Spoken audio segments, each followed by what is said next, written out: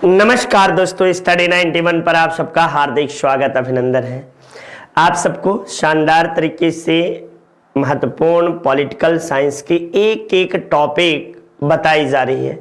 आज हम सब रूबरू होंगे भारत में एक बहुत महत्वपूर्ण पॉलिटिकल साइंस का टॉपिक, जिसे आपातकालीन उपबंध के नाम से जानते हैं, या भारत में आपात उपबंध। ठीक ना। आपात उपबंध है भारतीय संविधान के भाग 18 में इसका प्रावधान किया गया है।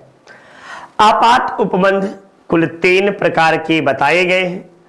अनुच्छेद 352 के तहत राष्ट्रीय आपात की बात की गई है।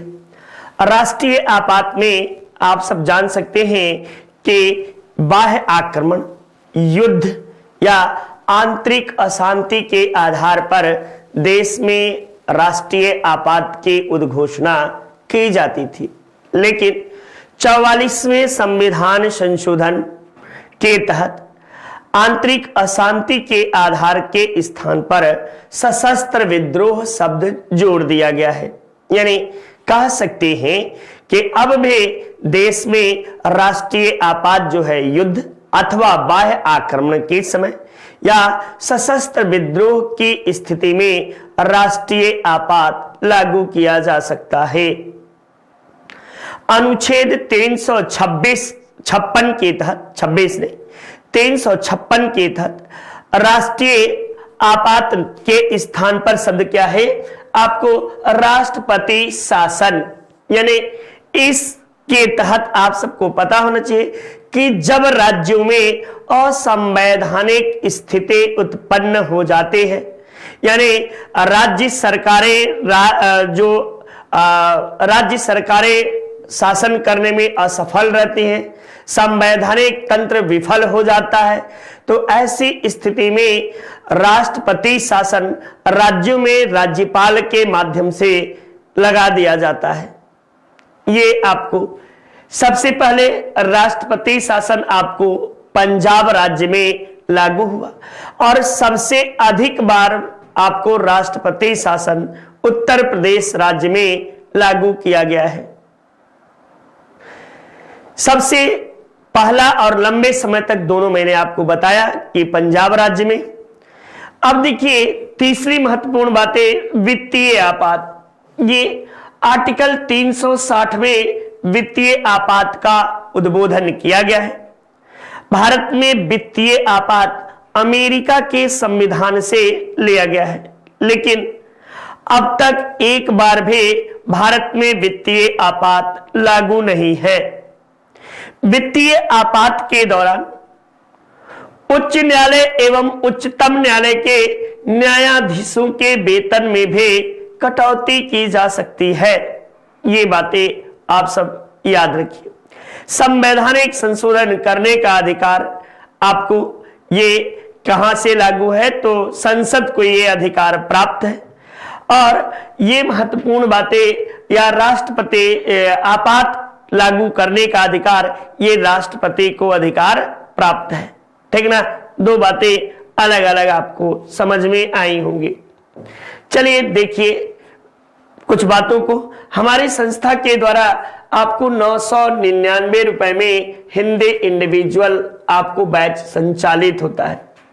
यूपी टेट आप शानदार तरीके से 999 रुपए में यूपी टेट के क्लास को भी परचेज कर सकते हैं। इसके अलावा सुपर टेट, ये आपको 1999 रुपए में सुपर टेट की श्रृंखला भी हमारी संस्थान की ओर से जारी है। आप इसे भी परचेज कर सकते हैं।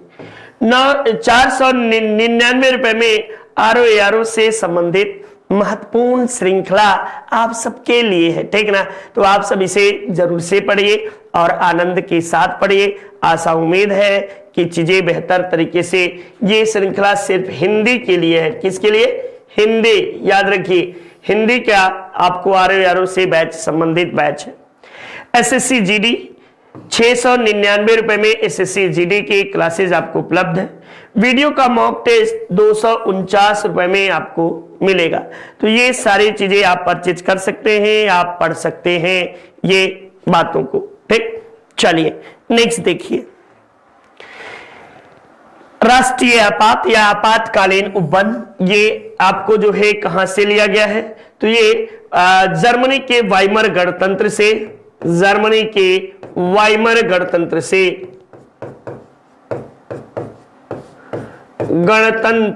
से लिया गया है। कुल कितने प्रकार के हैं आपात, तो 3 प्रकार के आपात उपबंधों की बातें की गई हैं, मैंने पीछे बताया है। अब देखिए भारतीय संविधान के भाग 18 में आपात से संबंधित उपबंध निहित है। संविधान में 3 स्थितियों में आपात की व्यवस्था की गई है, युद्ध या बाह्य आक्रमण या सशस्त्र विद्रोह के कारण। इसके तहत अनुच्छेद 352 में आपको लागू किया जाता है। अनुच्छेद 352 के तहत राज्यों में संवैधानिक तंत्र की विफलता के कारण ये अनुच्छेद 356 के तहत, और वित्तीय आपात जो है अनुच्छेद 360 के तहत आपको लागू किया जाता है। अब तक एक बार भी नहीं, अब तक एक बार भी नहीं,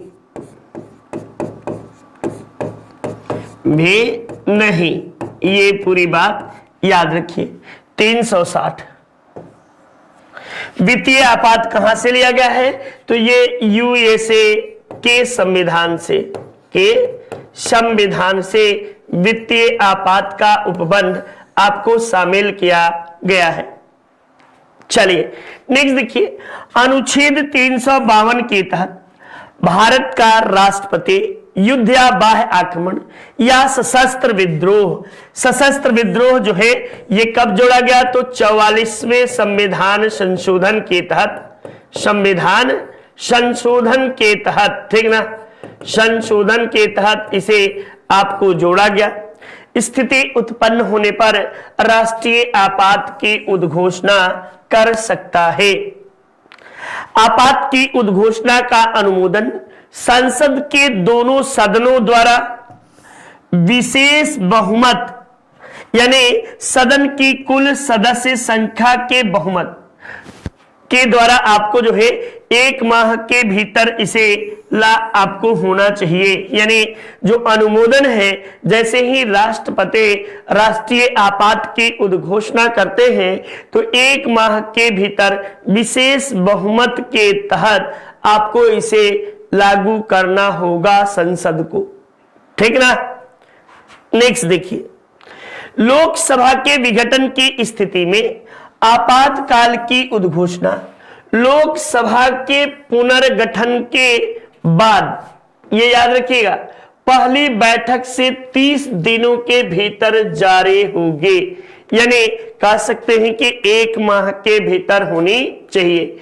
यदि इस दौरान उस राज्य सभा द्वारा इसका अनुमोदन कर दिया जाए तो, कर दिया गया हो तो, ठीक ना, यानी 1 माह के भीतर इसे लागू होना चाहिए। संसद के दोनों सदनों से अनुमोदन के पश्चात आपात उपबंध 6 माह तक जारी रह सकता है। कितने? अधिकतम 6 माह तक। प्रत्येक 6 माह में संसद विशेष बहुमत के अनुमोदन से आगे भी यानी अनंत काल तक इसे जारी रख सकता है। यानी प्रत्येक 6 माह पर इसे संसद के दोनों सदनों के बहुमत बैठक बुलाई जाएगी और उसमें विशेष बहुमत से यदि पारित हो गया तो आगे अनंत काल तक, जब तक चाहे तब तक राष्ट्रपति शासन लागू किया जा सकता है। अनुच्छेद 83(2) में यह प्रावधान है कि राष्ट्रीय आपात की उद्घोषणा के दौरान लोकसभा का कार्यकाल जो 5 वर्ष का है या संसद द्वारा विधि बनाकर 1 वर्ष के लिए आपको कितनी भी बार बढ़ाया जा सकता है। कह रहा है, इसका तात्पर्य यह है कि यदि देश में राष्ट्रीय आपात लागू है लंबे समय तक, अनंत काल तक, और संसद का कार्यकाल चूंकि लोकसभा का कार्यकाल 5 वर्ष का होता है, ऐसी स्थिति में आपको जो है कि लोकसभा का कार्यकाल आपको अनंत काल के लिए कितनी बार भी बढ़ाया जा सकता है, एक बार में 1 वर्ष के लिए, यानी हर एक बार लोकसभा और राज्यसभा की बैठक बुलाई जाएगी, उसमें 1-1 वर्ष करके ये बढ़ाया जाएगा, यानी सीधे 5 वर्ष 8 वर्ष नहीं, बल्कि 1-1 वर्ष करके आपको बढ़ाया जा सकता है, ऐसा प्रावधान किया गया है। किंतु आपात की समाप्ति के 6 माह के भीतर जो है चुनाव हो जाना चाहिए और नई सरकार का गठन कर दिया जाना चाहिए। ये बातें समझ में आई भेजा बात ये सिंपल बात ये कह रहा है कि यदि देश में राष्ट्रपति शासन लागू है और लोकसभा के कार्यकाल समाप्त हो रहे हैं, तब ऐसी स्थिति में संसद की बैठक के द्वारा आपको लोकसभा के कार्यकाल को एक बार में 1 वर्ष के लिए ही बढ़ाया जाएगा और ऐसा जितने समय तक आपको राष्ट्रीय आपात लागू रहेगा उतने समय तक 1-1 वर्ष करके लोकसभा के कार्यकाल को बढ़ाया जा सकता है। लेकिन जैसे ही राष्ट्रपति शासन समाप्त होगा 6 माह के भीतर चुनाव हो जाना चाहिए और आपको नई सरकार का गठन होना चाहिए। नेक्स्ट देखिए अगली बातों को, अनुच्छेद 172 में, ठीक ना, कहता है कि के अनुसार, परंतु क्या है, कहता है कि संसद आपात की उद्घोषणा के प्रवर्तन रहने पर राज्य विधानसभा की अवधि भी इसी प्रकार बढ़ाई जा सकती है। यानी जब पूरे देश में राष्ट्रपति शासन लागू है तो ऐसी स्थिति में आर्टिकल 172(1) सबसेक्शन 1 में यह प्रावधान किया गया है कि जैसे लोकसभा का कार्यकाल एक बार में 1 वर्ष के लिए बढ़ाया जा सकता है, ऐसे ही जिन राज्यों में आपको विधानसभा का कार्यकाल पूरा हो गया हो उन राज्यों में भी आपको 1-1 वर्ष के लिए बढ़ाया जा सकता है, एक बार में 1 वर्ष के लिए। नेक्स्ट देखिए, संविधान के अनुच्छेद 358 और 359 में राष्ट्रीय आपात के मूल अधिकारों पर प्रभाव का उल्लेख किया गया है। यानी आर्टिकल 358 और 359 में इस बात का जिक्र किया गया है कि यदि राष्ट्रीय आपात लागू है तो ऐसी स्थिति में कौन कौन से मौलिक अधिकार स्वतः निलंबित हो जाएंगे और कौन कौन से मौलिक अधिकार यथावत बने रहेंगे। तब ये कहता है जब युद्ध या बाह्य आक्रमण के कारण राष्ट्रीय आपात की उद्घोषणा की जाती है तो अनुच्छेद आपको 358 के तहत मौलिक अधिकार यानी आर्टिकल नंबर 19 में व्याप्त मौलिक अधिकार आपको स्वतः निलंबित हो जाएगा। यानी जो 6 प्रकार के वाक एवं अभिव्यक्ति की स्वतंत्रता, विचरण करने की स्वतंत्रता, नए व्यवसाय या जीविकोपार्जन की स्वतंत्रता जो दिया गया है, तो ये सभी आपको आर्टिकल 19 में व्याप्त सभी मौलिक अधिकार स्वतः निलंबित हो जाएगा। ये बात आप याद रखिए। नेक्स्ट, आर्टिकल 59 के तहत अन्य मौलिक अधिकार जैसे आपको प्राण एवं दैहिक स्वतंत्रता की अधिकार, यानी आपको 20 और 21 को छोड़कर यहां पे स्वतः निलंबन का प्रावधान है।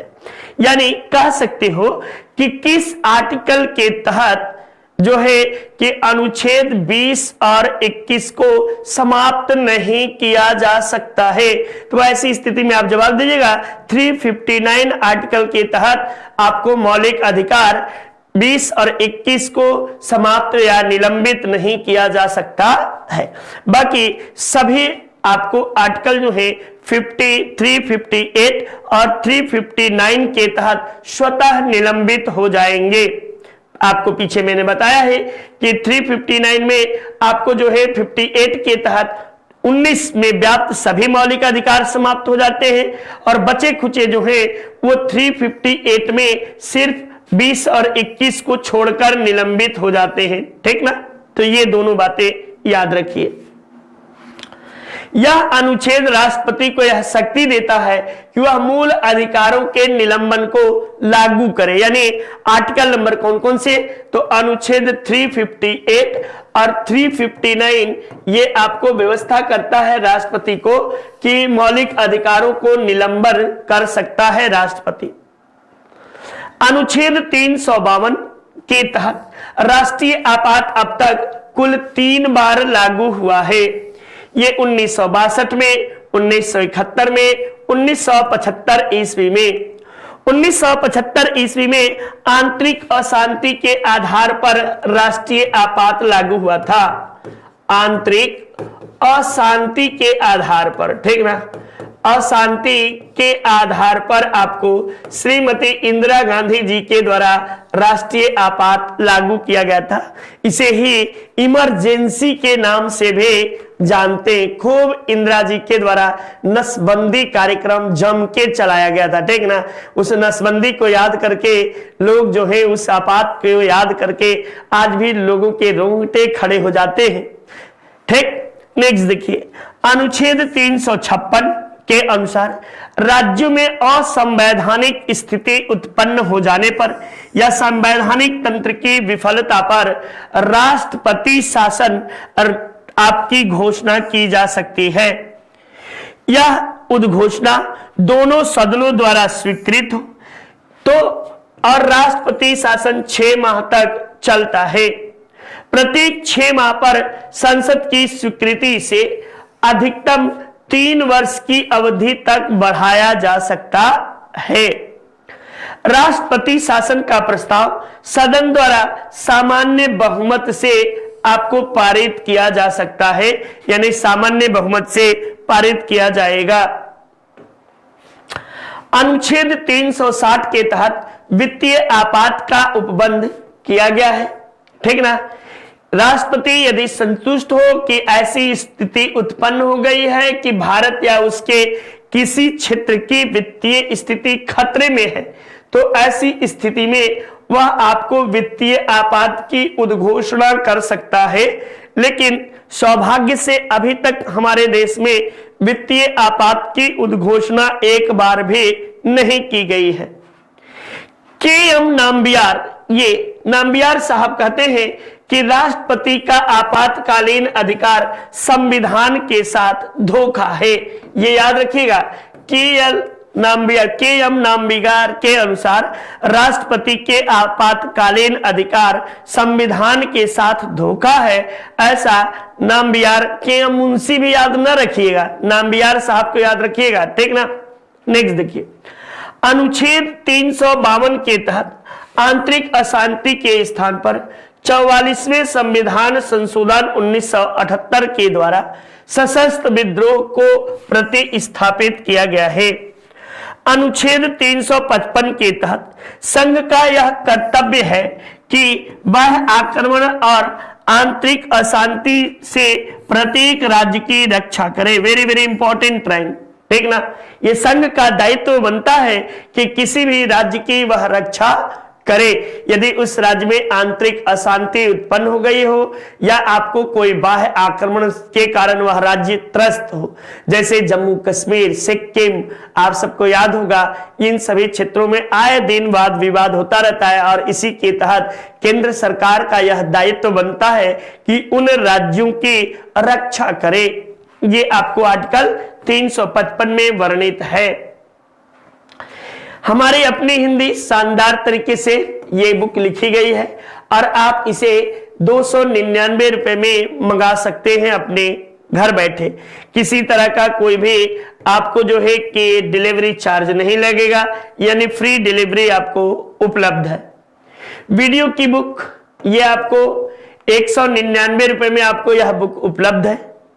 आपको यूपी ये पेट कम्बो बुक ये 350 रुपए में, पेट की बुक 300 रुपए में, आरो हिंदी की बुक है, ठीक ना, आरो हिंदी है बेटा, ये हिंदी की बुक है, ये आपको है। और लेखपाल की कम्बो बुक, इसमें 4 किताबें लेखपाल की है, मात्र 300 रुपए में आपको उपलब्ध है, तो आप इसे परचेज कर सकते हैं। भारतीय संविधान के अंतर्गत कितने प्रकार के आपातकाल की सोच है, कितने प्रकार की बेटा ये प्रश्न पूछा है, तब बताइएगा 3 प्रकार के आपातकाल के प्रावधान किया गया है। एक राष्ट्रीय आपात, ठीक ना, याद है ना, एक राष्ट्रीय आपात, और एक राज्यों में संवैधानिक तंत्र की विफलता के बाद राष्ट्रपति शासन, और तीसरा वित्तीय आपात। ठीक, कौन कौन? राष्ट्रीय आपात,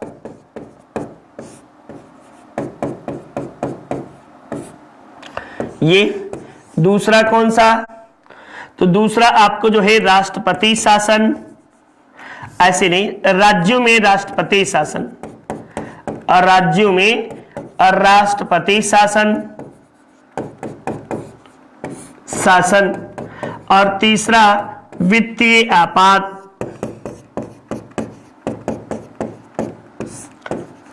ये सारी बातें याद रखिएगा। अनुच्छेद 352, अनुच्छेद 356 और अनुच्छेद 360। ठीक, ये आपको वित्तीय आपात की, ये राष्ट्रीय आपात की संकल्पना कहां से ली गई है? तो जर्मनी के वाइमर गणतंत्र से।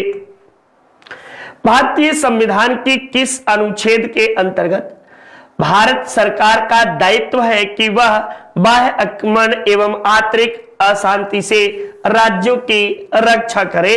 तो आर्टिकल ये आपको 355 के तहत इस बात का प्रावधान किया गया है। बाकी 356 में आपको किस बात का जिक्र है?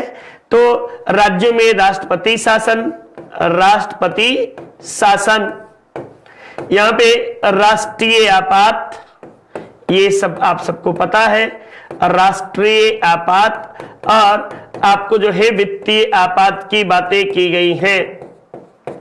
वित्तीय आपात, ये सब बार बार ये सारी चीजें आप याद कर लो। नेक्स्ट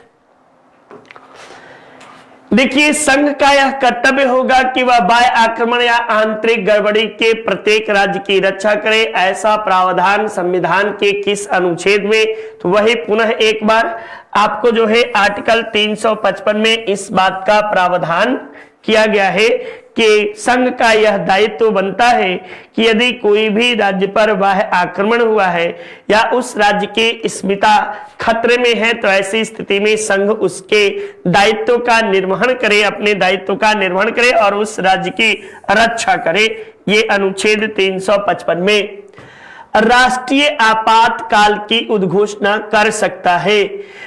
हथियारबंद विद्रोह के आधार पर, बाह्य आक्रमण के आधार पर, युद्ध के आधार पर या ऊपर वर्णित सभी कारकों के आधार पर। तो ऊपर वर्णित सभी कारकों के आधार पर आपको जो है कि राष्ट्रपति शासन, राष्ट्रीय आपात की उद्घोषणा की जा सकती है।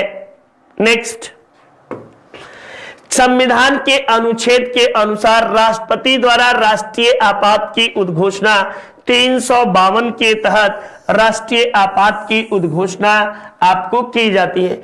ये सब यूपीपीसीएस में आए हुए प्रश्न हैं। UP PCS, Bihar PCS, Chhattisgarh PCS, MP PCS, मैं अपने मन से कोई भी काम नहीं करता हूं, ठीक ना।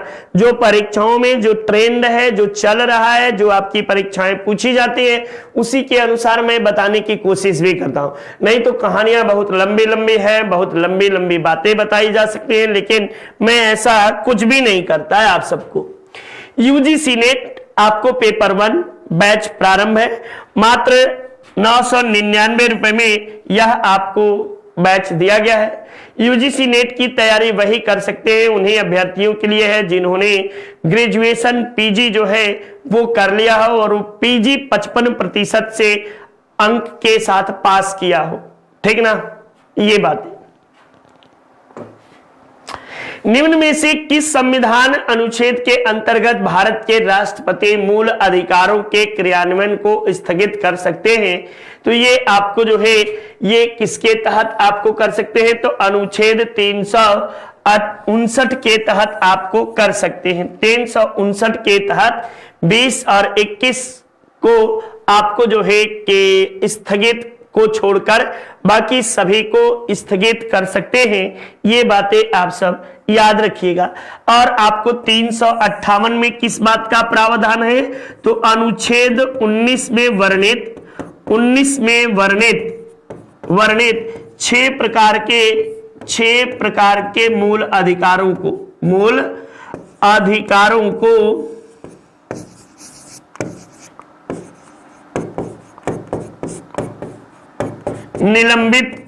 निलंबित किया जाता है। ये बात आप याद रखना, ठीक ना? निलंबित किया जाता है, ये आप याद रखिए। और बाकी 20 और 21 को छोड़कर बाकी सभी 359 के तहत निलंबित किए जाते हैं। नेक्स्ट, मौलिक अधिकारों से जुड़े निम्नलिखित अनुच्छेदों या युग्मों में से कौन एक भारतीय संविधान के अनुच्छेद 359 में वर्णित आपात स्थिति लागू करने के दौरान निलंबित नहीं हो सकता है? तब आप बताइएगा अनुच्छेद 20 और 21। इन दोनों आर्टिकलों को छोड़कर बाकी सभी आर्टिकल आपको जो है कि देश में आंतरिक अशांति के आधार पर जो है कि जब लागू होता है तो ऐसी स्थिति में निलंबित हो जाते हैं। भारतीय संविधान के किस अनुच्छेद के अंतर्गत किसी राज्य में राष्ट्रपति शासन लागू किया जाता है? तो राज्यों में राष्ट्रपति शासन आपको अनुच्छेद 352 के तहत लागू किया जाता है। कितने के तहत? 352 के तहत राज्यों में असंवैधानिक स्थिति उत्पन्न होने के उपरांत राज्यपाल राष्ट्रपति के प्रतिनिधि होने के नाते राष्ट्रपति शासन लागू करता है और उसके सारे एक अधिकार जो है वो प्रयोग करता है। नेक्स्ट, संसद द्वारा संकट काल की घोषणा का अनुमोदन कितने वर्ष की अवधि के उपरांत आपको किया जाना चाहिए? आपको आवश्यक है 14 दिन? नहीं बेटा, 1 माह। हाँ, 1 माह के भीतर आपको जो है जब राष्ट्रीय आपात की उद्घोषणा कर दी गई हो और राष्ट्रपति के द्वारा राष्ट्रपति शासन लागू कर दिया गया हो तो ऐसी स्थिति में लोकसभा के द्वारा विशेष बहुमत के तहत 1 माह के भीतर उस घोषणा का अनुमोदन होना आवश्यक है। यानी 1 माह के भीतर उसके संसद के दोनों सदनों के बैठक को बुलाकर आपको जो है विशेष बहुमत के द्वारा इसे पारित होना चाहिए।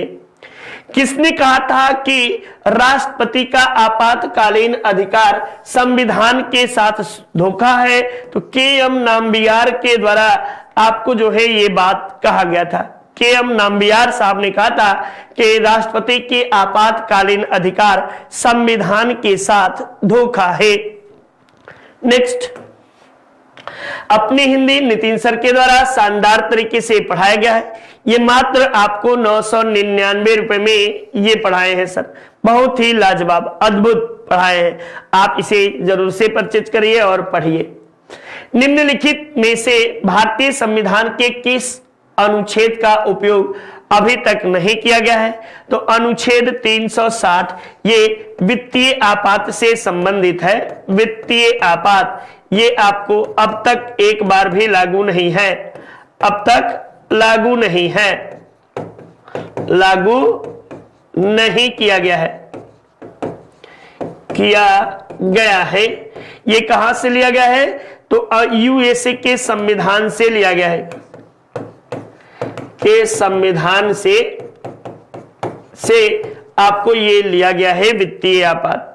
नेक्स्ट, निम्नलिखित में से कौन सी तारीख को भारत के राष्ट्रपति ने अपनी शक्तियों का प्रयोग करते हुए यह घोषणा की कि गंभीर आपात विद्यमान है जिसके कारण आंतरिक अशांति से भारत की सुरक्षा को गंभीर खतरा है? ये आपको जो है कि 1975 ईस्वी में बड़ा डेट दे दिया है बेटा।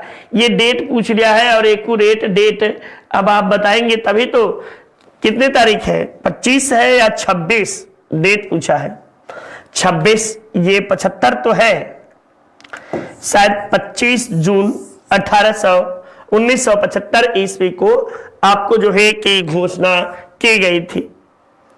और इसी के बाद श्रीमती इंदिरा गांधी की सरकार चली गई थी और जनता पार्टी की सरकार आपको बनती है। राष्ट्रीय आपातकाल में लोकसभा की अवधि आपको जब तक राष्ट्रीय आपात रहे तब तक के लिए बढ़ाई जा सकती है, केवल 1 वर्ष के लिए बढ़ाई जा सकती है। आपातकाल की समाप्ति तक बढ़ाई जा सकती है, लेकिन इसके केवल 1 माह तक, वर्ष तक बढ़ाई जा सकती है। तब आप बताइएगा कि आपातकाल की समाप्ति तक बढ़ाई जा सकती है और कब? 1 वर्ष में 1 बार, मतलब 1 बार बैठक करके 1 वर्ष के लिए बढ़ाई जा सकती है। कब तक? तो जब तक राष्ट्रीय आपात लागू रहे तब तक आपको बढ़ाई जा सकती है। ये आपको जो है 172 के तहत राज्यों में भी इसी तरह राज्य विधानमंडलों का भी कार्यकाल बढ़ाया जा सकता है। राष्ट्रपति शासन अधिकतम लगाया जा सकता है, तो अधिकतम कितने माह के लिए लगाया जा सकता है? तो अधिकतम 3 वर्ष तक के लिए लगाया जा सकता है, इसके ऊपर नहीं। भारतीय संविधान के अनुच्छेद 356 में वर्णित राष्ट्रपति शासन सर्वप्रथम कहां लगा था? तो पेप्सू राज्य, ये पेप्सू कहां है? पंजाब में, ठीक ना। पेप्सू प्रांत में सर्वप्रथम आपको लागू हुआ था। नितिन सर के हैंडरिटन नोट्स, ये वही नोट्स हैं जो नितिन सर ने शानदार तरीके से आप सबको पढ़ाया है। इसे आप परचेज कर सकते हैं और आप इसे पढ़ सकते हैं। तो चलिए, शानदार तरीके से आप इसके साथ जुड़ सकते हैं। प्राचीन इतिहास, मध्यकालीन, आधुनिक, सामान्य हिंदी, इंडियन ज्योग्राफी, राज्य व्यवस्था, बायोलॉजी, केमिस्ट्री, फिजिक्स सब है, ठीक ना। आपातकाल में किसी राज्य विधानमंडल की अवधि बढ़ाई जा सकती है, किसके द्वारा? राष्ट्रपति द्वारा, संसद द्वारा, राज्य के राज्यपाल द्वारा या राज्य के विधानमंडल के द्वारा। तब आप इस प्रश्न का जवाब दीजिएगा कि ये बढ़ाने का दायित्व किसका है? संसद का है। और एक बार में एक वर्ष के लिए, एक बार में एक वर्ष के लिए जब तक राष्ट्रपति शासन लागू है, जब तक राष्ट्रपति शासन लागू है, शासन लागू है, ठीक ना। ये बात आप याद रखिएगा, जब तक राष्ट्रपति शासन लागू है तब तक के लिए। ये चलिए, आज की श्रृंखला यहीं तक, मिलते हैं अगली शानदार श्रृंखला में। आप सबका दिन मंगलमय हो, इन्हीं कामनाओं के साथ जय हिंद, जय भारत, वंदे मातरम, नमस्कारम। आप सब खुश रहिए, मस्त रहिए, स्वस्थ रहिए, यही आप सबसे उम्मीद और कामना करता हूं। तो चलिए, आज सबको शुभ रात्रि। आप सब शानदार तरीके से अपनी तैयारी जारी रखें। आशा उम्मीद करता हूं कि आपको ये सारी चीजें पसंद आ रही होंगी। और पढ़िए, कॉपी कलम लेकर बैठिए। पढ़ेंगे नहीं तो बढ़ेंगे नहीं, आगे आपको पढ़ना पड़ेगा, ठीक ना। तो चलिए, जय हिंद, जय भारत, नमस्कार।